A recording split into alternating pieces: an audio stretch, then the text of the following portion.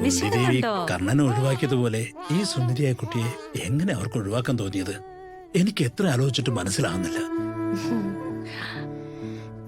അവര് വേണ്ടെന്ന് വെച്ചു, നമ്മള് വേണോന്ന് വെച്ചു, അത്രേ ഉള്ളൂ. പൊന്നുമോള് വീട്ടിൽ വന്ന് നമ്മളെ അച്ഛനും അമ്മയും ആക്കി. ഓ മോ മോ മോ മോ.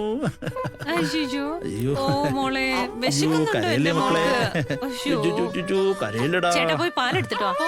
ആ പിന്നെ ഒരു പാത്രം കൂടി എടുത്തിട്ട് വാ. ഏത് പാത്രം? അയ്യോ, നമുക്ക് കുട്ടികൾ ഉണ്ടാവുമെന്ന് വിചാരിച്ച് വാങ്ങിച്ചില്ലേ, അതെടുത്തിട്ട് ഓ വാ. അതാണല്ലേ. എന്താ മോളു, വിശക്കുന്നുണ്ടോ?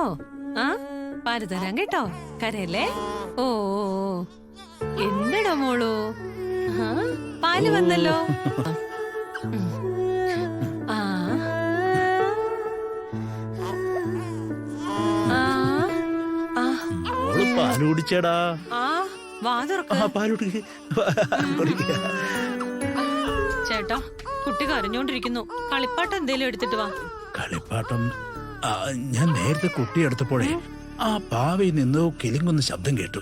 നിക്ക്, ഞാൻ നോക്കട്ടെ.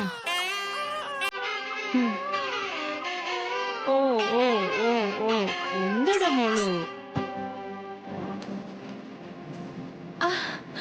ആ ചേട്ടാ, അത് ഞാൻ കൊണ്ടുവാ കൊണ്ടുവാ. ആ ചിലങ്കയുടെ ശബ്ദം കേട്ടപ്പോ കുട്ടി കരച്ചിൽ നിർത്തി. ഒന്നുകൂടെ കേൾപ്പിച്ചേ. ആ.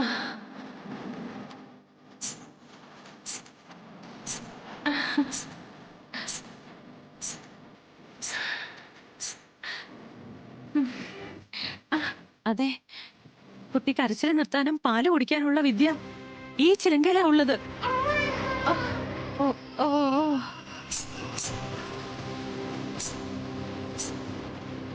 നിങ്ങൾ ആ ചിലങ്ക കിളക്കിക്കൊണ്ടിരിക്കേ, ഞാൻ പാല് കൊടുക്കാം.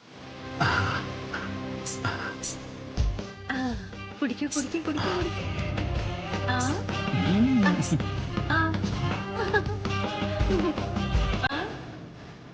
ഭാവിയിൽ ചിലങ്ക ഉണ്ടായിരുന്നുകൊണ്ട് മോളുടെ അമ്മ നല്ല നർത്തകിയാണെന്ന് തോന്നുന്നു.